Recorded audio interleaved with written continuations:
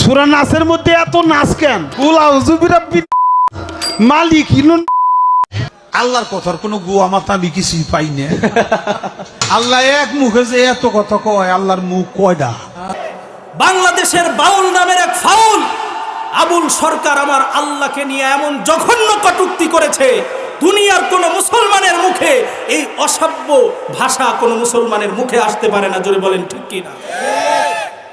আল্লাহর ব্যাপারে বলেছে আল্লাহর কথার নাকি কোনো আগা মাথা নাই। আমি ভালো করে বললাম, এমন শব্দ বলেছে আমি মুখে আনতে পারবো না। নাউযুবিল্লাহ। এমন শব্দ ব্যবহার করার পরে আজকে বাংলার মাটিতে সে এখনো জিন্দা আছে, কিন্তু মনে রাখবেন যদি ইসলামী শরীয়ত কায়েম থাকতো সাথে সাথে তার গর্দান উড়ায় দেয়া ফরজ হয়ে যেত। জোরে বলেন ঠিক কিনা? মুহতারাম হাজিরিন, স্বয়ং আল্লাহর ব্যাপারে এত বড় ধৃষ্টতাপূর্ণ কথা আপনি বলতে পারেন হুজুর আপনি গায়ের জোরে বলতেছেন যে আল্লাহরে নিয়ে কটূক্তি করলে গর্দান উড়ায় দিতে হবে, প্রমাণ কি? কোরআন আনেন, খুলেন সূরাত আলে ইমরান, বের করেন 181 নম্বর আয়াত। এই আয়াতের আলোচনার মধ্যে গিয়ে দেখেন, ছোট্ট একটা এই প্রেক্ষাপটটা শোনায় দেই, তাহলে ক্লিয়ার হয়ে যাবে। আমরা বড়ই ভাগ্যবান, আমরা সর্বশ্রেষ্ঠ নবীর উম্মত। জোরে বলি আলহামদুলিল্লাহ। দুনিয়াতে যত নবী আল্লাহ পাঠিয়েছেন, সর্বশ্রেষ্ঠ নবী যেমন আমাদের নবী, যত নবীর উম্মত দুনিয়াতে এসেছে সর্বশ্রেষ্ঠ উম্মত আমরা শেষ নবীর উম্মত। বলি আলহামদুলিল্লাহ। আবার দেখুন, আল্লাহ রাব্বুল আলামিন দয়া করে আমাদেরকে সর্বশ্রেষ্ঠ কিতাব কোরআন নিয়ামত হিসেবে দিয়েছেন। জোরে বলুন ঠিক কি না? কোরআনের চাইতে বড় নিয়ামত দুনিয়ার মানুষের জন্য আর কিছুই হতে পারে না। এই দুনিয়াতে আল্লাহ রাব্বুল আলামিন যত নবী পাঠিয়েছেন, আমার ভাইরা একটু দিলের কান দিয়ে শুনতে হবে, সকল নবীকে আমার আল্লাহ পাক কোনো না কোনো মুআজিজা দিয়েছেন। জোরে বলুন ঠিক কি না? একজন নবীকে আমার আল্লাহ পাক মুআজিজা দিয়েছিলেন লাঠি। একটু জোরে আওয়াজ দিয়ে বলুন তো, নবীর নাম কি? মূসা আলাইহিস সালাম। মাশাআল্লাহ। মূসা নবীকে আল্লাহ রাব্বুল আলামিন মুআজিজা হিসেবে লাঠি দিয়েছেন। আল্লাহর হুকুমে কখনো কখনো এই লাঠি ছেড়ে দিলে লাঠিটা সাপে পরিণত হয়ে যেত। জোরে বলেন ঠিক কিনা? আবার কখনো কখনো আল্লাহর হুকুমে এই লাঠি দিয়া মুসা নবী সমুদ্রের পানির মধ্যে আঘাত করেছেন। আমার আল্লাহ পাক সমুদ্রের মধ্য দিয়া 12টি রাস্তা নির্মাণ করে দিয়েছেন। ঠিক কিনা? আবার বনি ইসরাইলের মধ্যে 12টি গোত্র ছিল, তাদের মধ্যে শুধু ঝগড়া লাগতো। একটা পানি নেয়ার জায়গা, একটা ঝর্ণা, কে আগে নিবে, কে বেশি নিবে, এটা নিয়ে ঝগড়া লাগতো। আল্লাহ রাব্বুল আলামিন মূসাকে বললেন, ফাদরিব বিআসাকাল হাজার। ও মূসা, তুমি তোমার লাঠি দিয়া পাথরে আঘাত করো। মূসা নবী পাথরে আঘাত করতে দেরি হয়, 12টা নহর বের হতে দেরি হয় না। সুবহানাল্লাহ। তাহলে মূসা নবীকে মুআজিজা হিসেবে আল্লাহ কি দিলেন? লাঠি। দাউদ নবীকে আল্লাহ রাব্বুল আলামিন এমন এক মুআজিজা দিলেন, 2 হাতের মধ্যে লোহা নিয়ে চাপ দিলে লোহাটা মোমের মতো গলে পড়ে যেত। সুবহানাল্লাহ। দুনিয়ার কোনো মানুষ যত চেষ্টা করুক চাপ দিয়ে লোহাকে পানি বানাতে পারবে? লোহাকে যদি পানির মতো নরম বানাতে হয়, সেটাকে আগুনে পোড়াতে পোড়াতে জ্বালাতে জ্বালাতে যখন অঙ্গার বানিয়ে ফেলবে, তখন লোহাটা তরল হয়ে যায়। জোরে বলুন ঠিক কিনা? দাউদ নবী তিনি ছুরি বানাতেন, তলোয়ার বানাতেন, দা-বটি বানাতেন, হাত দিয়া চাপ দিতেন, মোমের মতো লোহা গলে যেত। সুবহানাল্লাহ। আবার আল্লাহ রাব্বুল আলামিন দাউদ নবীকে এমন সুন্দর এক কণ্ঠ দিয়েছেন, যেই কণ্ঠ দিয়া তিনি যখন জাবুরের তেলাওয়াত করতেন, আকাশের উড়ন্ত পাখিগুলা দাউদ নবীর সুরে বিমুগ্ধ হয়ে তারা ওরা বন্ধ করে দিয়ে দাউদ নবীর চারপাশে দাঁড়িয়ে যেত। সুবহানাল্লাহ। আবার দেখুন, সুলাইমান নবীকে আল্লাহ মুআজিজা দিলেন কি? তার যে সিংহাসন ছিল, সেই সিংহাসনে হাজার হাজার সৈন্য সামন্ত নিয়া এক সকালে 1 মাসের রাস্তা আকাশে উড়ে চলে যেতেন। সুবহানাল্লাহ। কোনো ইঞ্জিন নাই, কোনো কিচ্ছু নাই। আবার এক বিকালে তিনি আবার ফিরে আসতেন। হযরত ঈসা আলাইহিস সালাম আল্লাহ রাব্বুল আলামিন মুজিজা হিসেবে তাকে এমন এক কুদরতি ক্ষমতা দিয়েছেন, যে ব্যক্তি জন্ম থেকে অন্ধ, আল্লাহর নবী ঈসা তার হাতে ছোঁয়া দিয়ে যখন তার চোখের মধ্যে লাগাতেন, সাথে সাথে জন্মের অন্ধ ব্যক্তি ভালো হয়ে যেত। সুবহানাল্লাহ। আবার কবরের সামনে গিয়া তিনি বলতেন, কুম বিইذনিল্লাহ, আল্লাহর নির্দেশে দাঁড়িয়ে যাও। তো আল্লাহর কুদরতে দাঁড়িয়ে যেত। আমার ভাইয়েরা, কয়েকজন নবীর কথা বললাম। এই যে নবীদেরকে আল্লাহ মুজিজা দিয়েছিলেন, নবী দুনিয়া থেকে বিদায় হয়ে গেছে, মুজিজা শেষ। জোরে বলুন ঠিক কি না? মুসা নবী চলে যাওয়ার পরে ওই লাঠি দিয়া আর কেউ সাপ বানাতে পারে নাই। দাউদ নবীর পরে দুনিয়ার কেউ লোহাকে গলাতে পারে নাই হাত দিয়া চেপে। সুলাইমান নবীর পরে সিংহাসন নিয়ে আকাশে ওরা তো দূরের কথা, জায়গা থেকে নড়তেই পারে না। ঈসা নবীকে আল্লাহ আসমানে উঠায় নিলেন, এরপরে আর কেউ জন্মান্ধকে সুস্থ করতে পারে নাই, কারণ নবীর চলে যাওয়ার সাথে সাথে মুজিজাও শেষ হয়ে যায়। জোরে বলুন ঠিক কি না? কিন্তু আমার নবী, আপনার নবী, বিশ্ব নবী মুহাম্মদুর রাসূলুল্লাহ সাল্লাল্লাহু আলাইহি ওয়াসাল্লামকে আল্লাহ পাক যতগুলা মুজিজা দিয়েছেন, সব চাইতে বড় মুজিজা হলো কোরআন। জোরে বলুন ঠিক কি না? এই মুজিজা আল্লাহর নবী দুনিয়া থেকে চলে যাওয়ার সাথে সাথে শেষ হয়ে যায় নাই। আমার আল্লাহ বলেন, নবী দুনিয়া থেকে চলে গেছেন, কিন্তু এই কোরআনের মুজিজা কিয়ামত পর্যন্ত দুনিয়াতে টিকে থাকবে। জোরে বলুন ঠিক কি না? এই কোরআন আজকে 1450 বছর পরে এসে মানুষকে যত শোনানো হয়, কোরআন শুনে মানুষ চোখের পানি ফেলে দেয়, মানুষ ভুল পথ থেকে ফিরে হেদায়েতের পথে চলে আসে। জোরে বলুন ঠিক কি না? কত অসংখ্য অগণিত কাফের, বেঈমান, মুশরিক মুসলমান হয়ে যায়, ঠিক কি না? কারি আব্দুল বাসেদের নাম শুনেছেন না আপনারা? মিশরের এই কারি সাহেবের সুমধুর কণ্ঠের তেলাওয়াত শুনে, শুধু তেলাওয়াত শুনে হাজার হাজার মানুষ কাফের, বেঈমান থেকে মুসলমান হয়ে গেছে। সুবহানাল্লাহ। তাহলে এই যে কোরআন আমরা পেলাম, আমরা সৌভাগ্যবান। জোরে বলুন ঠিক কি না? একটু খেয়াল করে শুনবেন, আল্লাহ পাক সর্বমোট আসমানি গ্রন্থ দুনিয়াতে পাঠিয়েছেন 104 খানা। জোরে বলেন কতগুলো? 104 খানা কিতাব। এর মধ্যে 100 কিতাব ছোট, 4টা কিতাব বড়। আমার ভাইয়েরা, সেই ছোট যে সহিফা নাজিল করেছিলেন আদম নবীর উপরে, আল্লাহ পাক 10টা সহিফা দিলেন। তার সন্তান শীস আলাইহিস সালামের উপর দিলেন 50টা, হলো 60টা। হযরত ইদ্রিস আলাইহিস সালামের উপর দিলেন আরো 30টা, 90টা। এবং ইব্রাহিম নবীর উপর দিলেন 10টা। 100টা ছোট সহিফা শেষ। তাওরাত নাজিল করলেন মুসা নবীর উপরে, ইনজিল নাজিল করলেন ঈসা নবীর উপরে, জাবুর নাজিল করলেন দাউদ নবীর উপরে, এবং সর্বশেষ নবী, সর্বশ্রেষ্ঠ নবী, বিশ্ব নবী মুহাম্মদুর রাসূলুল্লাহর উপরে আল্লাহ কোরআন নাজিল করলেন। জোরে বলুন ঠিক কি না? কিন্তু আশ্চর্যের কথা, 104 খানা কিতাবের মধ্যে 103 খানা কিতাব দুনিয়া থেকে বিলুপ্ত হয়ে গেছে। নবীরা দুনিয়া থেকে চলে গেছেন, কাফের বেঈমানরা আল্লাহর হুকুমের মধ্যে পরিবর্তন ঘটিয়েছে। আল্লাহর আয়াতগুলোকে মুছে নিজেদের মতো আয়াত তারা লিখে নিয়েছে। বলেন নাউযুবিল্লাহ।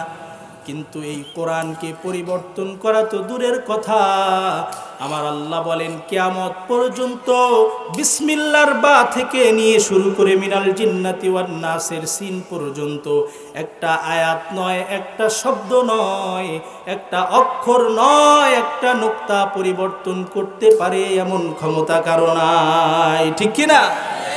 কারণ এই কোরআন আল্লাহ নাজিল করেছেন, হেফাজতের দায়িত্ব স্বয়ং আল্লাহ নিয়েছে। আমার আল্লাহ রাব্বুল আলামিন পবিত্র কোরআনে বলেন, ইন্না নাহনু নাযালনাল যিকরা ওয়া ইন্না লাহু লাহাফিজুন। আল্লাহ বলেন, এই কোরআন আমি নাজিল করেছি, আর এই কোরআনকে হেফাজতের দায়িত্ব আমি আল্লাহ নিজের হাতে নিয়ে নিয়েছি। সুবহানাল্লাহ। সেই কোরআন আমরা পেয়েছি। আমার ভাইয়েরা, এই কোরআনের দাম কত বেশি আমরা দুনিয়ার সামান্য জিনিসের দিকে তাকালে বোঝা যায়। ওই যে রেহালের উপর কোরআন রাখা হয়, এই রেহালটা যদি পায়ে লাগে আমরা কি করি? চুমা খাই, কপালে লাগাই। জোরে বলেন ঠিক কি না? ওই রেহালের কি কোনো দাম আছে? অনেক মসজিদে তো কাঠের জুতার বাক্সও থাকে, ওটা তো কেউ চুমা খায় না। রেহালকে চুমা খাওয়ার একটাই কারণ, কারণ কোরআনের স্পর্শ তার সাথে লেগেছে। জোরে বলুন ঠিক কি না? মাত্র 20 টাকা দামের কাপড় কোরআনের সাথে জড়িয়ে থাকে, ওই কাপড়টা পায়ে লাগলে সাথে সাথে কপালে লাগাই, চুমা খাই। আসলে কাপড়ের কোনো দাম নাই, কোরআনের সাথে লাগার কারণে তার দাম বেড়ে গেছে। জোরে বলেন ঠিক কিনা? আমার ভাইয়ের, আমার বাবাজিরা, এই কোরআন যদি কোনো মানুষের সিনার মধ্যে ঢুকে, ওই মানুষটার দাম আমার আল্লাহর কাছে কত বেশি হতে পারে। জোরে বলুন ঠিক কিনা? ওই মানুষের দাম আল্লাহর কাছে বড় বেশি। মোহতারাম হাজিরিন, এই কোরআনটা এত দামি, একটু খেয়াল করে শুনেন। কোরআনকে আল্লাহ সর্বপ্রথম দিতে চেয়েছিলেন আসমানকে। কাকে? আসমান। আসমান অনেক বড় না? অনেক শক্তিশালী, বিশাল বড়। আসমান বলছে, আল্লাহ আপনি যেমন বড়, আপনার কালাম তেমন বড়। এই কালামকে বহন করার ক্ষমতা আমাদের মধ্যে নাই, আমার মধ্যে নাই। জমিনকে দিতে চেয়েছেন, জমিন অস্বীকৃতি জানিয়েছে, আল্লাহ এটা বহন করতে পারবো না। পাহাড়কে আল্লাহ দিতে চেয়েছেন, পাহাড় বলেছে, আল্লাহ আমরা এটা বহন করতে পারবো না। আল্লাহ পাক বলেন, লাউ আনজালনা হাযাল কুরআনা আলা জাবালিন লারাআইতাহু খাশিআম মুতাসাদ্দিআম মিন খাশিয়াতিল্লাহ। আল্লাহ বলেন, নবী এই কোরআনকে যদি আমি পাহাড়ের উপর নাজিল করতাম, আপনি তাকায় দেখতেন আল্লাহর কোরআনের ভয়ে, ওজনের কারণে পাহাড়টা কাঁপতে কাঁপতে টুকরা টুকরা হয়ে চৌচির হয়ে যেত। সুবহান। ওয়া হামালাহাল ইনসান, কিন্তু আল্লাহ দয়া করে মানুষকে এই কোরআন দিলেন। সুবহানাল্লাহ। আমরা বড়ই ভাগ্যবান, আমরা কোরআন নামক নিয়ামত পেয়েছি। এই কোরআন এমন এক কিতাব যেখানে মানব সভ্যতার মুক্তির দিশারি লেখা আছে। জোরে বলুন ঠিক কিনা? আমার ভাইয়ারা, বনি ইসরাইলের লোকেরা, আগের নবীর উম্মতেরা, তারা আল্লাহর কিতাবের মধ্যে পরিবর্তন করেছে, কিন্তু প্রত্যেকটা আসমানি কিতাবে আমার আল্লাহ পাক শেষ নবীর কথা সুন্দরভাবে লিখে দিয়েছেন। সুবহানাল্লাহ। আল্লাহ রাব্বুল আলামিন এত সুন্দর করে তাওরাত, ইনজিলের মধ্যে নবীর কথা লিখেছেন। আল্লাহ পাক বলেন, আল্লাযীনা আতাইনাহুমুল কিতাবা ইয়ারিফুনাহু কামা ইয়ারিফুনা আবনাআহুম। আল্লাহ বলেন, এই কোরআনের মধ্যে নবীর পরিচয় এমনভাবে, সব আসমানি কিতাবে এমনভাবে নবীর পরিচয় দেয়া হয়েছে, মানুষ যেমন নিজের সন্তানকে যতটা চিনে, কাফের বেঈমান ইহুদি খ্রিস্টানরা আমার নবীকে তার চাইতে বেশি চিনত। সুবহানাল্লাহ। একবার এক ইহুদির দল আমার নবীর কাছে আসলো, এসে বলল, মুহাম্মদ আমরা তাওরাতের অনুসারী, 3টা প্রশ্ন করব, যদি উত্তর দিতে পারো আমরা বিশ্বাস করব তুমি সত্য নবী। সুবহানাল্লাহ। আমার নবী বললেন, যদি উত্তর দিতে পারি তোমরা সাক্ষী দাও, আমার হাতে হাত রেখে ওয়াদা করো তোমরা মুসলমান হয়ে যাবা। ইহুদিরা বলল, সত্যি যদি উত্তর দিতে পারেন আমরা ওয়াদা করতেছি আমরা মুসলমান হয়ে যাব। এবার ইহুদিরা বলল, এই 3 প্রশ্নের উত্তর একমাত্র নবী ছাড়া দুনিয়ার কেউ দিতে পারবে না। নবী বললেন, ঠিক আছে, করো তোমাদের প্রশ্ন। ইহুদিরা প্রথম প্রশ্ন করলো, মুহাম্মদ আপনি বলুন, ইয়াকুব আলাইহিস সালাম নিজের ওপর কোন খাবার নিষিদ্ধ করেছিলেন? নিজের জন্য কোন খাবারকে হারাম করেছিলেন, কেন করেছিলেন? আমার ভাইয়ের, আমার বাবাজিরা, আমার রাসূল কিন্তু উম্মি ছিলেন। জোরে বলুন ঠিক কি না? দুনিয়ার কোনো মানুষের কাছ থেকে তিনি শিক্ষা লাভ করেন নাই, তিনি নিরক্ষর নবী ছিলেন। এখন আপনাদের প্রশ্ন হতে পারে, আমার নবীকে আল্লাহ নিরক্ষর কেন রাখলেন? কেন দুনিয়ার কোনো মানুষ থেকে আমার নবীকে শেখালেন না? কারণ আমার নবী যার কাছ থেকে শিখবেন সে তো নবীর শিক্ষক হয়ে যাবে, নবীর চাইতে বড় হয়ে যাবে, এটা আল্লাহ বরদাস্ত করতে পারে না। জোরে বলেন ঠিক কি? এজন্য আমার আল্লাহ বলেছেন আমার নবীর শিক্ষক হওয়ার যোগ্যতা দুনিয়ার কারো নাই, আমি আল্লাহ স্বয়ং আমার নবীর শিক্ষক। সুবহানাল্লাহ। সর্বপ্রথম প্রশ্ন করলেন, বলো ইয়াকুব নবী নিজের উপর কি হারাম করেছিলেন? আল্লাহর নবী বললেন, ও ইহুদিরা তোমরা সাক্ষী থাকো যে আল্লাহর হাতে আমার প্রাণ, তার নামে কসম করে বলছি, ইয়াকুব নবীর একটা বিরল রোগ হয়েছিল তাফসীরের মধ্যে, যেটার নাম এসেছে আরকুন সিনা। জোরে বলেন নাম কি? আরকুন সিনা, বিরল একটা রোগ। এই রোগ হওয়ার পরে ইয়াকুব নবী আল্লাহর কাছে কান্নাকাটি করে দোয়া করেছেন, আল্লাহ আপনি যদি এই রোগ থেকে আমাকে মুক্তি দেন, আমি আমার সবচেয়ে প্রিয় খাবার উটের গোশত আর খাবো না, নিজের জন্য নিষিদ্ধ করে দিলাম। সবচেয়ে প্রিয় উষ্ট্রির দুধ আমি আর খাবো না, নিষিদ্ধ করে দিলাম। আল্লাহ তাআলা ইয়াকুব নবীকে সুস্থতা দিলেন, তিনি এই দুই খাবার নিজের জন্য হারাম করলেন। আল্লাহর নবী বললেন, ইহুদিরা আমি যেই উত্তর দিয়েছি তোমরা স্বীকার করো আমার উত্তর সঠিক হয়েছে কিনা। ইহুদিরা বলল, মুহাম্মদ তুমি যেই উত্তর দিয়েছো হুবহু তেমনটি আমরা তাওরাতে পেয়েছি। সুবহানাল্লাহ, তোমার উত্তর সঠিক হয়েছে। নবী বললেন, ইয়া আল্লাহ আপনি সাক্ষী থাকেন, ও ইহুদিরা তোমরাও সাক্ষী থাকো। ইহুদিরা বলল, এত খুশি হয়েন না, 2 নম্বর প্রশ্ন। বলে কি?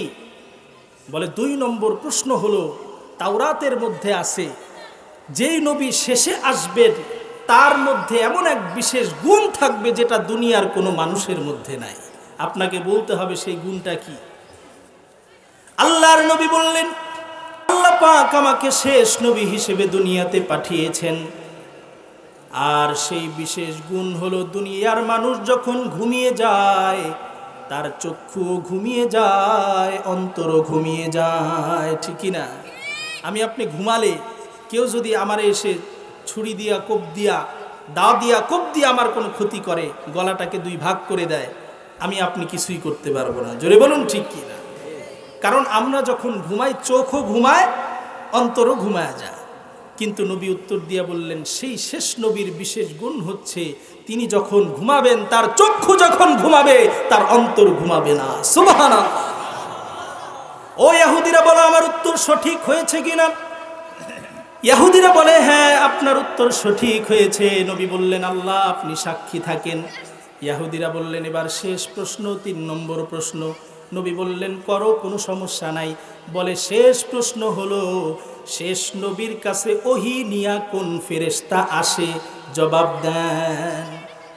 আমার আল্লাহ পাক আল্লাহর নবী জবাব দিলেন, শেষ নবী যেহেতু আমি, আমার বন্ধু জিবরিল আলাইহিস সালাম তিনি আমার কাছে ওহী নিয়ে আসেন। ইহুদিদেরকে বললেন, ও ইহুদিরা আমার উত্তর কি সঠিক হয় নাই? ইহুদিরা বলে, মুহাম্মদ তোমার উত্তর সঠিক হয়েছে ঠিকই, কিন্তু তোমার উপরে আমরা ঈমান আনতে পারবো না, কারণ জিবরাইল হলো আমাদের শত্রু। চিল্লায় বলেন নাউজুবিল্লাহ। তারাই একটু আগে আল্লাহর নবীর কাছে ওয়াদা করেছে 3 প্রশ্নের উত্তর দিতে পারলে আমরা ঈমান আনবো, এখন বলতেছে জিবরাইল আমাদের কি শত্রু। কেন তোমাদের শত্রু? বলে, বনি ইসরাইল যত পাপ করেছে, অন্যায় করেছে, বনি ইসরাইলের নবীদের কাছে বনি ইসরাইলের শাস্তির সংবাদ নিয়ে জিবরাইল ফেরেশতা এসেছে। যত শাস্তি আমার বংশের উপর এসেছে সব শাস্তির সংবাদ জিবরাইল আনছে। এজন্য জিবরাইল আমাদের শত্রু।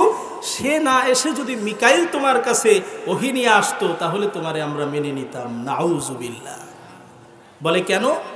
বলে, মিকাইল হলো আমাদের দোস্ত বন্ধু। মিকাইল রহমতের ফেরেশতা, বৃষ্টি দেয়, রিজিক বন্টন করে, এজন্য সে যখন তোমার কাছে ওহী নিয়ে আসে না, সুতরাং তোমার প্রতি আমরা ঈমান আনতে পারবো না। বলেন নাউজুবিল্লাহ। মুহতারাম হাজিরিন, তো শেষ নবীর উম্মত ছাড়া আগের বনি ইসরাইলের লোকেরা অনেক অন্যায় করেছে। তারা স্পষ্ট প্রমাণ পাওয়ার পরেও আমার নবীকে তারা অস্বীকার করেছে। জোরে বলুন ঠিক কিনা? তারা লানত প্রাপ্ত হয়ে গেছে, দুনিয়া থেকে তারা ধ্বংস হয়ে গেছে। মুহতারাম হাজিরিন, কিন্তু শেষ নবীর উপর আমরা যারা ঈমান এনেছি, এই ঈমানের উপর অটল অবিচল থাকতে পারলে আমাদের জন্য রয়েছে জান্নাত। জোরে বলুন ঠিক কি না? মুহতারাম হাজিরিন, এই জন্যই কোরআনের দাম আল্লাহর কাছে অনেক বেশি। আজকে কোরআনের ইজ্জত, কোরআনের মোহাব্বত আমাদের দিল থেকে দূর হয়ে গেছে। জোরে বলুন ঠিক কি না? এমন কোনো মানুষ খুঁজে পাওয়া যাবে না যার বাড়ির মধ্যে একটা কোরআন নাই। জোরে বলুন ঠিক কি না? কিন্তু দেখা যাবে অধিকাংশ কোরআনের উপর ধুলা পড়ে গেছে, কোরআন পড়ার নাম নাই, শুধু বাড়িতে রেখেই দিয়েছি, সাজিয়ে রেখেছি। জোরে বলুন ঠিক কি না? আল্লামা ইকবাল বড় ব্যথা নিয়ে বলেছেন, কোরআন চিৎকার করে মানুষকে বলে, আর্তনাদ করে যেই কথাগুলো বলে তিনি শেরের মাধ্যমে বুঝিয়েছেন। তাকো মে সাজায়া जाता हो, आँखों में लगाया जाता हो, तावीज़ बनाया जाता हो, धो धो को पिलाया जाता हो। जब कौल कसम लेने के लिए तकरार की नौबत आती है, तब मेरी ज़रूरत पड़ती है, आँखों में लगाया जाता हो। আল্লামা ইকবাল বলেন, কোরআন বড় ব্যথা নিয়া বলে, আমি কোরআন আমাকে আলমিরার মধ্যে সাজিয়ে রাখা হয়, আমি কোরআন আমাকে তাবিজ বানায় গলায় ঝুলানো হয়, আমি কোরআন মানুষের মধ্যে কথা কাটাকাটি হলে একজন যখন আরেকজনের কথা বিশ্বাস করে না, বলে বন্ধু চল মসজিদে যাই, কোরআন ছুঁয়ে বলবি তাহলে বিশ্বাস করব। বলে কসম খাওয়ার সময় আমাকে ছুঁয়ে মানুষ একজন আরেকজনের কথা বিশ্বাস করে। অথচ আল্লাহ পাক তো আমাকে এজন্য নাজিল করে নাই যে মানুষ শুধু এটাকে চোখে লাগাবে, চুমা খাবে, তাকের মধ্যে সাজায় রাখবে, কসম খাওয়ার জন্য ব্যবহার করবে। এজন্য আল্লাহ আমারে পাঠায় নাই। কোরআন বলে আল্লাহ আমাকে পাঠিয়েছে, নিজে তেলাওয়াত করবে, আরেকজনকে শেখাবে, তেলাওয়াত করে শোনাবে, নিজেও উপকৃত হবে, আরেকজনকে উপকৃত করবে। জোরে বলুন ঠিক কি না? আমার ভাইয়েরা, আজকে আমাদের মধ্যে কোরআনের মহাব্বত নাই, কিন্তু সাহাবায়ে কেরাম তাবেঈনদের যুগে তারা কোরআনকে কেমন মহাব্বত করেছেন। বুখারী শরীফের নাম আপনারা শুনেছেন না? পবিত্র কোরআনের পরে সবচেয়ে দামি গ্রহণযোগ্য কিতাব হলো বুখারী শরীফ। বুখারী শরীফের যে উস্তাদ, বুখারী শরীফের যে লেখক, তার উস্তাদ হযরত আব্দুল্লাহ ইবনে মুবারক রাহিমাহুল্লাহ তাআলা। আব্দুল্লাহ ইবনে মুবারক হজের সফরে বাইতুল্লাহে তিনি গমন করেছেন। বাইতুল্লাহ শরীফে গিয়া হজের কাজ শেষ করার পরে লক্ষ্য করে দেখেন সব হাজী সাহেবরা যার যার দেশে ফিরে চলে গেছে। হাজার হাজার বছর আগের কথা, প্রায় 1000 বছর আগের কথা। তখন তো বিমান ছিল না, ভালো কোনো যাতায়াতের ব্যবস্থা ছিল না। জোরে বলেন ঠিক কিনা? মানুষ 6 মাস 7 মাস 1 বছর সফর করে পায়দল চলে তারা হজে যাইতো। জোরে বলেন ঠিক কিনা? আব্দুল্লাহ ইবনে মুবারক দেখে সবাই চলে গেছে, কাবার চত্বরের এক কর্নারে একটা মহিলা, বৃদ্ধা মহিলা চাদর মুড়ি দিয়ে একা একা শুয়ে আছে। আব্দুল্লাহ ইবনে মুবারক মনের মধ্যে কৌতূহল জেগে উঠল, কি ব্যাপার, সবাই চলে গেছে, এই মহিলা কেন একা রয়ে গেছে? বাইতুল্লাহে তো কেউ মাহরাম ছাড়া আসতে পারে না, অবশ্যই তার সাথী সঙ্গী ছিল, তাকে হারিয়ে ফেলেছে। জোরে বলেন ঠিক কিনা? আব্দুল্লাহ ইবনে মুবারক মহিলার কাছে এসে তিনি সর্বপ্রথম সালাম দিলেন, আসসালামু আলাইকুম ওয়া রাহমাতুল্লাহ। আমার ভাইয়েরা, আমার বাবাজিরা, একজন আরেকজনকে সালাম দিলে আমরা উত্তর হিসেবে কি বলি? ওয়া আলাইকুমুস সালাম। জোরে বলুন ঠিক কিনা? কিন্তু আব্দুল্লাহ ইবনে মুবারকের সালামের জবাবে মহিলা ওয়া আলাইকুমুস সালাম না বলে তিনি একটা কোরআনের আয়াত পড়লেন। মহিলা জবাব দিলেন, সালামুন কাওলাম মির রাব্বির রহিম। জগৎ সমূহের প্রতিপালকের পক্ষ থেকে তোমার উপর শান্তি বর্ষিত হোক। সুবহানাল্লাহ। আব্দুল্লাহ ইবনে মুবারক একটু অবাক হলেন, কি ব্যাপার, সোজাভাবে উত্তর না দিয়ে কোরআনের আয়াত দিয়ে উত্তর দিল। এবার তিনি মহিলাকে জিজ্ঞেস করলেন, মাগো সবাই তো হজ করে চলে গেছে, আপনি একা একা কেন এখানে পড়ে আছেন? এবার মহিলা তার কথার জবাবে কোরআনের আরেকটা আয়াত পড়লেন, মাই ইউদলিলিল্লাহু ফামা লাহু মিন হাদ। এর অর্থ হচ্ছে আল্লাহ যাকে পথ ভ্রষ্ট করেন তাকে পথ দেখানোর কেউ থাকে না। মহিলা কোরআনের আয়াত দিয়ে বুঝাই দিলেন, আমি পথ হারায় ফেলছি, আমার সাথী সঙ্গীরা আমারে রেখে চলে গেছে, আমি পথ ভ্রষ্ট হয়ে এখানে পড়ে আছি। সুবহানাল্লাহ। আব্দুল্লাহ ইবনে মুবারক অবাক হয়ে যান, কি ব্যাপার? দুইটা কথা জিজ্ঞেস করলাম, উত্তর দিল কোরআনের আয়াত দিয়া। এবার বলে, মাগো আপনি কত দিন যাবত, কত রাত যাবত এখানে পড়ে আছেন? মহিলা উত্তরে আরেকটি কোরআনের আয়াত পড়ে তিনি উত্তর দিলেন,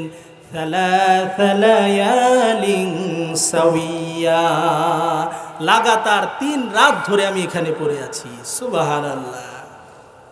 আব্দুল্লাহ ইবনে মুবারক প্রশ্ন করলেন, মাগো 3 রাত যাবত এখানে আপনি পড়ে আছেন, নিশ্চয়ই কোনো খাবার আপনি খান নাই। আমার কাছে কিছু খাবার দাবার আছে, নেন, কিছু খাবার খেয়ে নেন। এবার মহিলা উত্তর দিয়ে বলল, পবিত্র কোরআনের আরেকটা আয়াত পড়ে তিনি উত্তর দিলেন, আল্লাযী হুয়া ইউতঈমুনি ওয়া ইয়াসকিন। পবিত্র সেই সত্তা যিনি আমাকে খাওয়াইছেন, পানও করাইছেন। সুবহানাল্লাহ। আব্দুল্লাহ ইবনে মুবারক তিনি অবাক হয়ে গেলেন। তিনি বললেন, কিছু খাবার খান, কি খেয়েছেন না খেয়েছেন, ভালো কিছু খাবার আমার কাছে আছে, খান। এখন মহিলা খাবার খাবে না, কিভাবে তাকে না করবে? আরেকটা কোরআনের আয়াত পড়ছেন।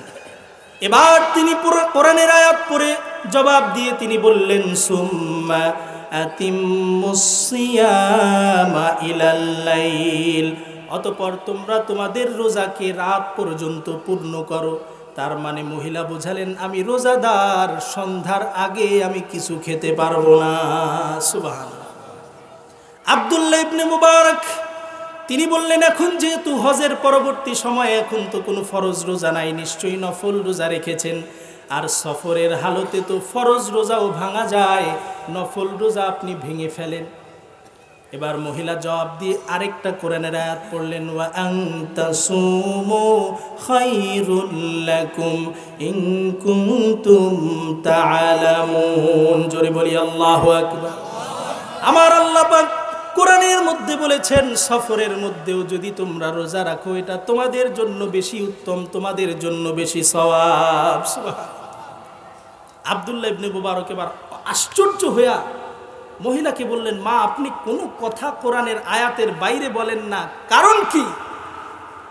এবার মহিলা জবাব দিল কোরআনের আরেকটি আয়াত দিয়ে, মা ইয়ালফিযু মিন কাওলিন ইল্লা লাদাইহি রাকীবুন আতীদ।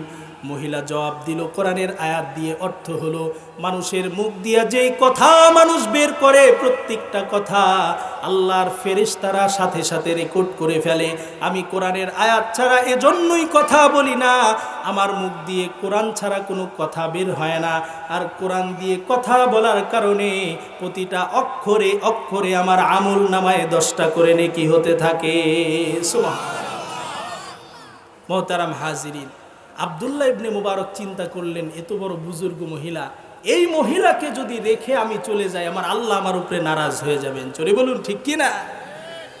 এবার তাকে নিয়ে যাওয়ার জন্য আব্দুল্লাহ ইবনে মুবারক তিনি চিন্তা করলেন, আমি এত বড় মুহাদ্দিস, হাজার হাজার আলেম আমার ছাত্র, আমি এই যোগ্যতা অর্জন করতে পারলাম না, কোরআন দিয়ে কথা বলা এই মহিলা কিভাবে পারলো? এমন এক প্রশ্ন করব যে প্রশ্নের উত্তর কোরআন থেকে দিতে পারবে। এবার আটকানোর জন্য প্রশ্ন করলেন, মা আপনার বাড়ি কোথায়? আমার ভাইয়ের, আমার বাবাজিরা একটু বলেন তো, কোরআনের মধ্যে কি কোনো জেলার নাম আছে, কোনো থানার নাম আছে, কোনো এলাকার নাম আছে? নাই। এই প্রশ্ন করার পরে এবার মহিলা জবাব দিয়ে তিনি কোরআনের আরো একটা আয়াত পড়লেন, সুবহানাল্লাযী আসরা বিআবদিহি লাইলাম মিনাল মাসজিদিল হারাম লাইলাম মিনাল মাসজিদিল হারাম ইলাল মাসজিদিল আকসা। জোরে বলি আল্লাহু আকবার। মহিলা তিনি আয়াত পড়লেন, এর অর্থ হচ্ছে পবিত্র সুমহান সেই সত্তা যিনি তার বান্দাকে মসজিদে হারাম থেকে বাইতুল মুকাদ্দাস মসজিদে আকসা পর্যন্ত ভ্রমণ করিয়েছেন। মহিলা বুঝায় দিলেন, আমি হজ করার জন্য মসজিদে হারামে এসেছি, আমার বাড়ি হলো মসজিদে আকসা, পাশেই ফিলিস্তিন। সুবহানাল্লাহ। মহিলাকে এবার আব্দুল্লাহ ইবনে মুবারক বললেন, মাগো আমার সাথে একটা উট আছে, আপনি উটের মধ্যে আরোহণ করেন। মহিলা যখন উটের মধ্যে আরোহণ করবে, আব্দুল্লাহ ইবনে মুবারক তিনি তাকায় আছেন, মহিলা আবার পড়ে না যায়। যখন তার দিকে তাকায় আছেন, মহিলা কোরআনের আরেকটা আয়াত পড়লেন, তিনি পড়তে লাগলেন, কুল্লিল মুমিনিনা ইয়াগুদ্দু মিন আবসারিহিম। হে নবী, আপনি মুমিনদেরকে বলুন তারা যাতে তাদের চোখটাকে নামিয়ে রাখে পরনারী থেকে। সুবহানাল্লাহ। মহিলা বুঝায় দিলেন, আমি একজন বেগানা নারী আপনার জন্য, আপনি আমার দিকে তাকায় আছেন, উঠতে গিয়ে আমার কাপড়টা তো সরে যেতে পারে, তাহলে তো পর্দার খেয়ানত হয়ে যাবে। সুবহানাল্লাহ। এবার মহিলাকে নিয়ে চলতেছেন। আব্দুল্লাহ ইবনে মুবারক জিজ্ঞেস করলেন, মা আপনার কোনো সন্তান সন্ততি আছে নাকি? মহিলা জবাবে আরেকটি কোরআনের আয়াত পড়লেন, তিনি পড়তে লাগলেন, আল মালু ওয়াল বানুনা জিনাতুল হায়াতিদ দুনিয়া। সম্পদ আর সন্তান এটা হচ্ছে দুনিয়ার সৌন্দর্য, এই দুটোটাই আল্লাহ আমারে দিয়েছে। সুবহানাল্লাহ। আমার ভাইয়ের, আমার বাবাজিরা, এবার মসজিদে আকসার কাছে তার বাড়িতে পৌঁছায় গেছেন। আব্দুল্লাহ ইবনে মুবারক আর কোনো প্রশ্ন করার সাহস করে না। হঠাৎ করে আব্দুল্লাহ ইবনে মুবারক মহিলাকে জিজ্ঞেস করলেন, মা আপনার সন্তানরা কোথায়, তাদেরকে ডাকুন। তিনি চিন্তা করলেন, সবার নাম তো আর কোরআনে নাই, জোরে বলেন ঠিক কিনা, মহিলা তো আটকায়া যাবে। কিন্তু এই মহিলা এত বুদ্ধিমান, তিনি সেই রাস্তা আগেই বন্ধ করে রেখেছেন। তিনি কোরআনের 3টা আয়াত পড়ে 3 ছেলেকে ডাকলেন। 1 নম্বরে, ইয়া ইয়াহইয়া খুযিল কিতাবা বিকুওয়া। 2 নম্বরে, ওয়া কাল্লামাল্লাহু মূসা তাকলিমা। 3 নম্বরে, ওয়া নাদাইনাহু আই ইয়া ইব্রাহিম। 3টা আয়াত দিয়ে 3জন সন্তানকে ডাকলেন, বুঝায় দিলেন, একজনের নাম ইয়াহইয়া, একজনের নাম মূসা, আর একজনের নাম ইব্রাহিম। সুবহানাল্লাহ। সন্তানরা যখন আসলো, নিজের কাছ থেকে কিছু রৌপ্য মুদ্রা একজনের হাতে দিলেন, দিয়ে আমাদের আপনার আমার বাড়িতে মেহমান আসলে আমরা কি করি, বাচ্চাদেরকে বা ছোট যারা থাকে তাড়াতাড়ি দোকানে পাঠাই, যাও বিস্কুট নিয়ে আসো, চা নিয়ে আসো, যদি বলেন ঠিক কিনা। মহিলা কিছু স্বর্ণ মুদ্রা দিয়া কোরআনের আরেকটা আয়াত তেলাওয়াত করলেন, সূরাতুল কাহফের সেই আয়াত, ফাবআসু আহাদাকুম বিওয়ারিকিকুম হাযিহি ইলাল মাদিনা।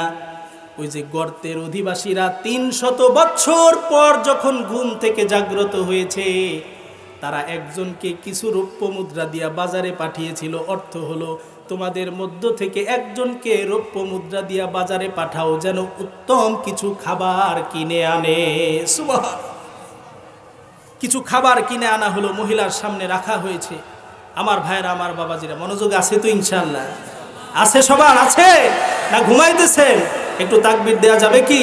নারায়ে তাকবীর, নারায়ে তাকবীর, লিল্লাহে তাকবীর। আজকের মাহফিল সফল হোক, সফল হোক। মোহতারাম হাজিরিন, এবার খাবার যখন তার সামনে পেশ করা হলো, মহিলা আরেকটি কোরআনের আয়াত তেলাওয়াত করলেন, কুলু ওয়াশরাবু হানিআম বিমা আসলাফতুম ফিল আইয়ামিল খালিয়া। মহিলা কোরআনের আয়াত তেলাওয়াত করলেন, অর্থ হলো, তোমরা খাও এবং পান করো, অতীতে যে ভালো কাজ করেছো তার বিনিময়ে। এই আয়াতটা মূলত জান্নাতীদের ব্যাপারে বলা হয়েছে। কাদের ব্যাপারে? জান্নাতীদের ব্যাপারে। মহিলা বুঝালেন, আপনি খান, পান করেন, আপনি যে ভালো কাজ করছেন, বাইতুল্লাহ থেকে আমারে নিয়ে আসছেন বাড়িতে, এর জন্য আপনি খান। সুবহানাল্লাহ। খাওয়া দাওয়া যখন শেষ করলেন, আব্দুল্লাহ ইবনে মুবারকের শরীরটা কাঁপতেছে। কিভাবে সম্ভব একজন নারী কোরআনের উপর কতটা দখল থাকলে, কতটা কোরআনের মহাব্বত থাকলে এভাবে কথা বলতে পারে। সন্তানদেরকে ডাক দিয়ে বললেন, ও সন্তানেরা, ও বাবাজিরা, তোমার মার সাথে বাইতুল্লাহ থেকে এই পর্যন্ত যত কথা বলেছি, একটা কথা তোমার মা কোরআনের বাইরে বলে নাই। কিভাবে, কি কেমনে সম্ভব? এবার সন্তানরা বলে, আমরা বুঝ হওয়ার পর থেকে দেখতেছি আমার মা আজ পর্যন্ত কোরআনের বাইরে একটা শব্দ বলে নাই। আমরা হিসাব করে দেখেছি 40 বছর পার হয়ে গেছে, আমার মায়ের জবান থেকে কোরআনের আয়াত ছাড়া কোনো কথা বের হয় নাই। সুবহানাল্লাহ। মুহতারাম হাজিরিন, এই ছিল কোরআনের মহাব্বত। আজকে আমাদের অবস্থা কি হয়েছে দেখেন, কোরআনের মহাব্বত নাই। আজকে কোনো বিবাহের অনুষ্ঠান হলে আমরা গান বাজাই, ডেক্সে টানি। জোরে বলেন ঠিক কিনা? আহারে মুসলমান, কপাল পোড়া মুসলমান, বিবাহের মতো একটা সুন্নতের প্রোগ্রামে নাপাক গান বাজনা দিয়া সম্পর্কের মধ্যে আগেই নাপাকি ঢুকায় দেয়। জোরে বলেন আছে না নাই? অথচ উচিত ছিল, যেহেতু একটা পবিত্র সম্পর্ক, এখানে হবে কোরআনের তেলাওয়াত, আল্লাহ রাসূলের গুণগান। জোরে বলেন ঠিক কিনা? অথচ হয়ে গেছে উল্টা। আমার ভাইয়েরা, কিন্তু আরো বেশি ব্যথা লাগে, আজকে আমরা কোরআন প্রেমী যুবক মুসলমান, জোরে বলুন ঠিক কিনা? আমরা কি কোরআন ভালোবাসি কি ভালোবাসি না? আজকে 90-95% মুসলমানের দেশে আপনারা একটু বলেন তো, এই যে কোরআনের মধ্যে যে আয়াতগুলো আছে, এগুলো কার কথা? জোরে বলেন কার কথা? আল্লাহর কথা নিয়ে যদি কেউ ব্যঙ্গ বিদ্রুপ করে, মুসলমানের সন্তান তাকে ছেড়ে দিতে পারে না। জোরে বলুন ঠিক কিনা? আজকে দুঃখ লাগে, বাংলাদেশের বাউল নামের এক ফাউল আবুল সরকার আমার আল্লাহকে নিয়ে এমন জঘন্য কটূক্তি করেছে, দুনিয়ার কোন মুসলমানের মুখে এই অসভ্য ভাষা কোন মুসলমানের মুখে আসতে পারে না। জোরে বলেন ঠিক কিনা? আল্লাহর ব্যাপারে বলেছে, আল্লাহর কথার নাকি কোনো আগা মাথা নাই। আমি ভালো করে বললাম, এমন শব্দ বলেছে আপনি আমি মুখে আনতে পারবো না। নাউযুবিল্লাহ। এমন শব্দ ব্যবহার করার পরে আজকে বাংলার মাটিতে সে এখনো জিন্দা আছে, কিন্তু মনে রাখবেন, যদি ইসলামী শরীয়ত কায়েম থাকতো, সাথে সাথে তার গর্দান উড়ায় দেয়া ফরজ হয়ে যেত। জোরে বলেন ঠিক কিনা? মুহতারাম হাজিরিন, স্বয়ং আল্লাহর ব্যাপারে এত বড় ধৃষ্টতাপূর্ণ কথা আপনি বলতে পারেন, হুজুর আপনি গায়ের জোরে বলতেছেন যে আল্লাহরে নিয়ে কটূক্তি করলে গর্দান উড়ায় দিতে হবে, প্রমাণ কি? কোরআন আনেন, খুলেন সূরাত আলে ইমরান, বের করেন 181 নম্বর আয়াত। এই আয়াতের আলোচনার মধ্যে গিয়ে দেখেন, ছোট্ট একটা এই প্রেক্ষাপটটা শোনায় দেই, তাহলে ক্লিয়ার হয়ে যাবে। হযরত আবু বকর সিদ্দিক রাদিয়াল্লাহু আনহু, তিনি একটা ইহুদিদের বিদ্যালয়ে গেলেন। জোরে বলেন কার বিদ্যালয়ে? ইহুদিদের। সেখানে একজন শিক্ষক বেশ কিছু ছাত্রদেরকে তাদের তাওরাত, ওই বিকৃত তাওরাত থেকে তালিম দিতেছিলেন। আমার ভাইয়েরা, আমার বাবাজিরা, তাফসীরে ইবনে কাসিরের মধ্যে সেই ইহুদি শিক্ষকের নাম এসেছে ফিনহাস। জোরে বলেন না? ফিনহাস। হযরত আবু বকর সিদ্দিক সেখানে গিয়া বসলেন, তিনি তাদের আলোচনা শুনতেছিলেন। এক পর্যায়ে আবু বকর সিদ্দিক বললেন, ও ফিনহাস, তোমার সামনে যেই তাওরাত রাখা আছে, এই তাওরাতের মধ্যে আমার নবী মুহাম্মদের কথা লেখা আছে। সুতরাং তোমরা যদি তাওরাত বিশ্বাস করে থাকো, আমার নবীর উপরে ঈমান এনে কালেমা পড়ে মুসলমান হয়ে যাও। জোরে বলুন ঠিক কিনা? আমার ভাইয়েরা, আমার বাবাজিরা, খুব খেয়াল। ফিনহাস আবু বকর সিদ্দিকের জবাবে বললেন, তোমার মুহাম্মদ, তোমার নবী কোন আল্লাহর কথা বলে? যে আল্লাহ তো একটা ফকির। জোরে বলেন নাউজুবিল্লাহ। আল্লাহকে কি বললো? ফকির। কয় আল্লাহ এতই ফকির হয়ে গেছে যে মানুষের কাছে ঋণ চায়, কর্জ চায়।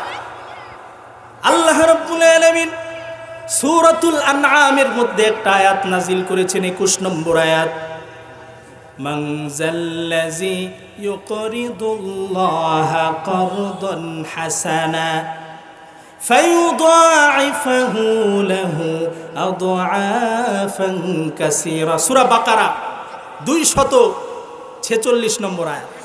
আমার ভাইয়ারা, এই 245-46 নম্বর আয়াতে আল্লাহ বলছেন, কে এমন আছে যে আমি আল্লাহকে করজ দিবে, ঋণ দিবে, যার বিনিময়ে আমিও তাকে বহুগুণে বৃদ্ধি করে দিব। আপনারা বলেন তো, আমার আল্লাহর কি ঠেকা পড়ছে মানুষের কাছ থেকে ঋণ নিবে?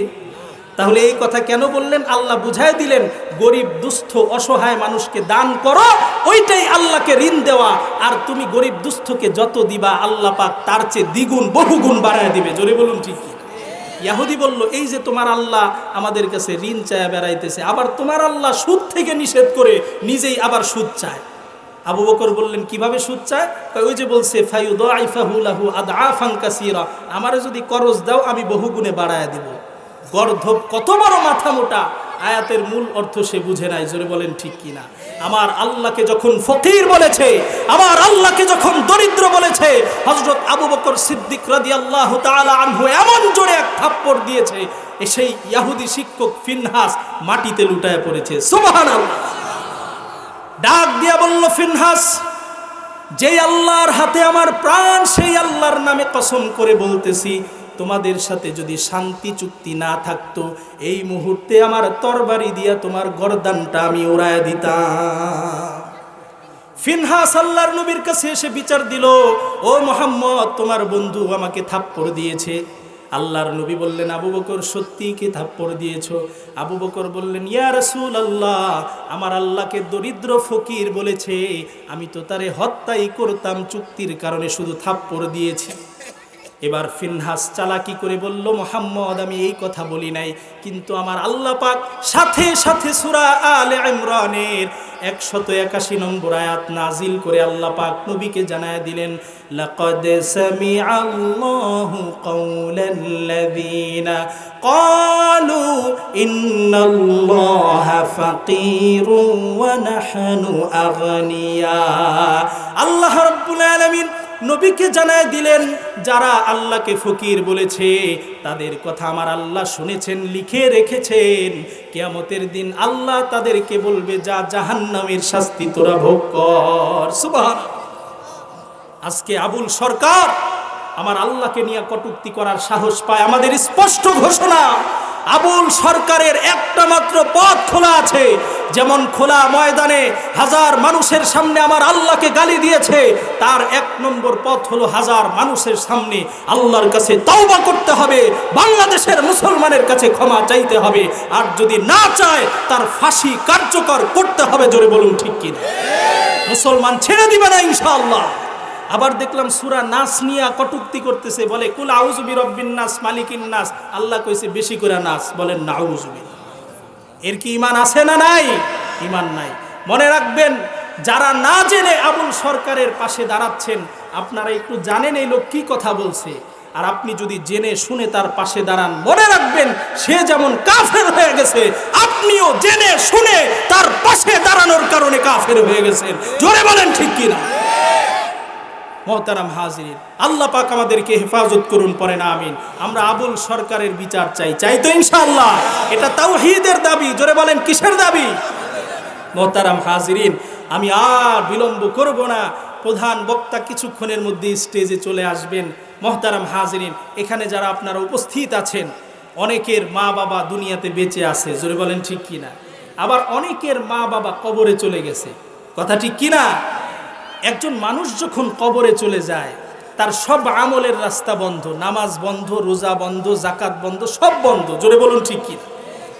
কিন্তু আল্লাহর নবী শিখায় গেলেন, এমন 3টা রাস্তা আছে, এমন 3টা কাজ আছে, মানুষ যদি জীবদ্দশায় করে যায়, কিয়ামত পর্যন্ত কবরে শুয়ে থাকবে, তার কবরে সওয়াব পৌঁছাতে থাকবে। সুবহানাল্লাহ। আমাদের সেই 3 কাজ জানা দরকার আছে না নাই? জোরে বলেন, আছে না নাই? 1 নম্বরে নবী হাদিসের মধ্যে বলেন, ইযা মাতাল ইনসান ইনকাতা আনহু আমালুহু ইল্লা মিন 3। 1 নম্বরে সাদাকাতিন জারিয়াতিন, 2 নম্বরে আও ইলমিন ইউনতাফাউ বিহি, 3 নম্বরে আও ওয়ালাদিন সালিহিন ইয়াদউ লাহু। নবী বলেন, 1 নম্বরে দুনিয়াতে যেই সদকা আল্লাহর রাস্তায় করেছে, মসজিদে দান করেছে, মাদ্রাসায় দান করেছে, গরিব অসহায় মানুষকে দান করেছে, এই দানের সওয়াব কবরের মধ্যে শুয়ে শুয়ে কিয়ামত পর্যন্ত তার আমলনামায় পৌঁছাবে। সুবহানাল্লাহ। 2 নম্বরে আবু ইলমিন ইউনতাফাউ বিহি, এই যে আলেমরা ছাত্রদেরকে কোরআন শিখায়, জোরে বলেন ঠিক কিনা, হাদিস শিখায়, আমরা ছাত্রদেরকে শিখাই।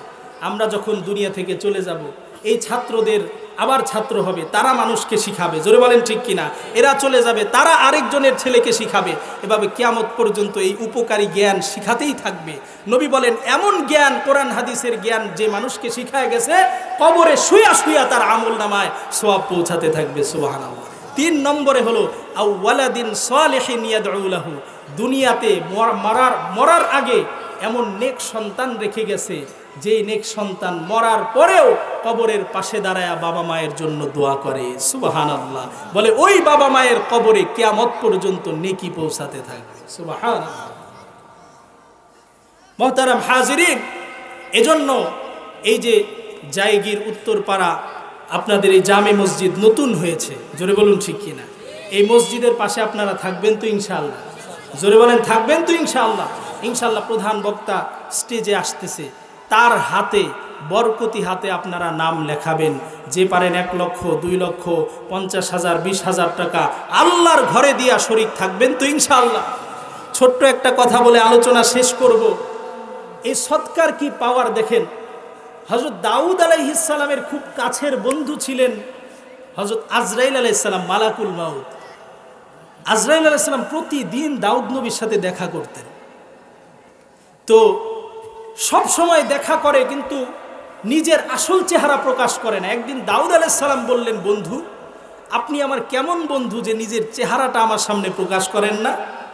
আজরাইল আলাইহিস সালাম তিনি বললেন, বন্ধু আমার চেহারা এত ভয়ঙ্কর, এটা যদি তোমার সামনে প্রকাশ করা হয় তুমি বেহুশ হয়ে যাবা, মাটিতে লুটায় পড়বা, কিয়ামতের আগ পর্যন্ত তোমার হুঁশ ফিরে আসবে না। সুবহানাল্লাহ। আমার ভাইয়ারা, এজন্য হযরত দাউদ আলাইহিস সালাম যখনই আজরাইল তার কাছে আসতো একটা প্রশ্ন করতেন, আযাইরান আও কাবিদান, ও আজরাইল তুমি কি আমার সাথে সাক্ষাৎ করার জন্য এসেছো নাকি আমার জান কবজ করার জন্য এসেছো? আজরাইল বলতো, বন্ধু আমি তোমার সাথে সাক্ষাতের জন্য এসেছি। একদিন দাউদ নবী জাবুরের তালিম করতেছিলেন, এমন সময় আজরাইল আলাইহিস সালাম আসলেন, দাউদ নবীর কানে কানে বললেন, আপনার পাশে যেই ছেলেটা বসা আছে 5 মিনিট পরে সে দুনিয়া থেকে বিদায় হয়ে যাবে, তার মৃত্যুর পরোয়ানা জারি হয়ে গেছে। মজলিস শেষ হয়ে গেছে, সেই লোকটি মজলিস থেকে যখন বের হবে, একজন ভিক্ষুক তার কাছে হাত পেতে দিল। কি পেতে দিল? হাত পেতে দিল। সে পকেটের মধ্যে হাত ঢুকাইছে, যা ছিল পকেটে ভিক্ষুককে দান করে দিছে। সুবহানাল্লাহ। ভিক্ষুক আল্লাহর কাছে দোয়া করে বলল, আল্লাহ তোর হায়াত বাড়ায় দেখ। সুবহানাল্লাহ। আমার ভাইয়েরা, পরের দিন আজরাইল যখন আবার দাউদ নবীর কাছে চলে আসছে, দাউদ নবী বলে, ও বন্ধু তুমি না বললা এই লোকটা কালকে মরে যাবে, আজকেও দেখি আমার পাশে বসা কিভাবে সম্ভব? এবার আজরাইল আলাইহিস সালাম বলে, বন্ধু একই প্রশ্ন আমি আমার আল্লাহকে করেছিলাম, আমার আল্লাহ বলেছে ভিক্ষুক কি দোয়া করেছে এটা কি তুমি দেখো নাই, তুমি কি শোনো নাই? সুবহানাল্লাহ। সে যে সদকা করলো, ভিক্ষুক যে কি দোয়া করছে তুমি শোনো নাই? আমার ভাইয়েরা, হাদিসের কথা ছোট্ট কথা মনে হয়ে যায়। আল্লাহর রাসূল, আল্লাহর নবীকে আল্লাহ তাআলা সর্বপ্রথম যখন জমিন সৃষ্টি করলেন পানির উপরে ভাসতে ছিল, তামায়ালাতিল আরদ, ওই যে পানির উপরে পুকুরে পুষ্কুনিতে যখন পাটি ধোয়া হয় দেখবেন নড়ে চড়ে, জোরে বলেন ঠিক কিনা। আল্লাহ রাব্বুল আলামিন এই জমিনকে স্থির করার জন্য ওয়াজআলনাল জিবাল আওতাদা, পাহাড় বানায়া জমিনকে পেরেক মেরে দিছে। সুবহানাল্লাহ। ফেরেশতারা এত বড় বড় পাহাড় দেখে অবাক হয়ে গেছে, আল্লাহকে বলে, আল্লাহ এত বড় সৃষ্টি পাহাড়, মনে হয় পাহাড়ের চাইতে বড় আর কোনো সৃষ্টি নাই, শক্তিশালী আর কেউ নাই। আল্লাহ বলে, আছে, পাহাড়ের চাইতে শক্তিশালী একটা জিনিস আমি সৃষ্টি করেছি, সেটা হলো লোহা, পাহাড়কে কেটে সমান করে দেয়। সুবহানাল্লাহ। ফেরেশতারা বলল, লোহাই কি সবচেয়ে শক্তিশালী? আল্লাহ বলে, না, এর চেয়ে শক্তিশালী আছে আগুন, লোহাকে গলায়া পানি বানায় দেয়। সুবহানাল্লাহ। ফেরেশতারা বলল, আল্লাহ তাহলে কি আগুনই সবচেয়ে শক্তিশালী? আল্লাহ বলে, না, এর চেয়ে শক্তিশালী পানি, আগুনকে নিভায়া দেয়। ফেরেশতারা বলল তাহলে পানি সবচেয়ে শক্তিশালী। আল্লাহ বললেন না, বাতাস। কারণ এই বাতাসে এমন ক্ষমতা দিয়েছি, ঘূর্ণিঝড় যখন আসে সমুদ্রের পানিকে একেবারে আছাড় মেরে দুনিয়াটার মধ্যে ধ্বংস করে দেয়। জোরে বলেন ঠিক কি? ফেরেশতারা বললেন তাহলে বাতাসের চাইতে শক্তিশালী কি? আল্লাহ বলছেন বাতাসের চাইতেও শক্তিশালী একটা জিনিস আছে, যেটা আমি আমার মুমিন বান্দার অন্তরের ভিতরে দিয়েছি। ফেরেশতারা বলে আল্লাহ সেটা শুনতে চাই। আল্লাহ পাক আমার নবীর মাধ্যমে জানায় দিলেন as-সাদাকাতু তারুদ্দুল বালা, সেটা হচ্ছে সাদকা। আপনার উপরে পাহাড় সমান বিপদ ঝুলতে থাকা বিপদকে আপনার সদকা সেটা দূর করে দিবে। সুবহানাল্লাহ। চিন্তা করছেন, পাহাড় সমান বিপদকে দূর করে দিবে। মনে করেন কালকে আপনার নিয়তিতে লেখা আপনি জায়গির বাজার থেকে হেমায়েতপুর যাবেন, রোড অ্যাক্সিডেন্ট করে আপনার 2টা পাও নাই। আজকে আপনি আল্লাহর রাস্তায় দান করেছেন 10,000, আল্লাহ পাক 10 লক্ষ টাকার বিপদ আপনার উপর থেকে উঠায় দিবে। সুবহানাল্লাহ। এটা কার কথা? নবীর কথা। কথা শেষ। দাউদ নবীর সেই ব্যক্তি কেন মরলো না? এবার দাউদ নবী জিজ্ঞেস করলেন আজরাইল সে কেন মরলো না? এবার আজরাইল জবাব দিয়ে বলতেছে আল্লাহ আমারে জানায় দিছে, সে তো না জেনে ভিক্ষুককে দান করেছিল, সে নিজেও জানে না কয় দিরহাম দান করেছে, কিন্তু আমার আল্লাহ বলেছেন সেখানে ছিল 6 দিরহাম। আর আল্লাহর কোরআনের ঘোষণা হচ্ছে মান জাআ বিল হাসানাতি ফালাহু আশরু আমসালিহা, যে আমার রাস্তায় 1 দিবে আমি আল্লাহ তাকে 10 দিব। আমি আল্লাহ তার 6-এর বদলে 60 বছরের হায়াত বাড়ায় দিয়েছি। সুবহানাল্লাহ। এজন্য আপনারা সবাই দান করবেন তো ইনশাআল্লাহ। আল্লাহ রাব্বুল আলামিন তৌফিক দান করুন, পড়েন আমিন। কোরআনের উপর যে আলোচনা হলো আল্লাহ পাক আমাদেরকে আমল করার তৌফিক দান করেন, পড়েন আমিন। কোরআনের মহাব্বত দিলে পয়দা করে দেন।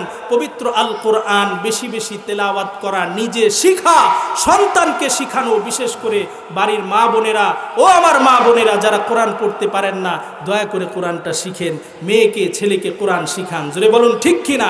এই কোরআন কাল কিয়ামতের দিনে আপনার আমার নাজাতের জন্য ঢাল হয়ে দাঁড়াবে। সুবহান।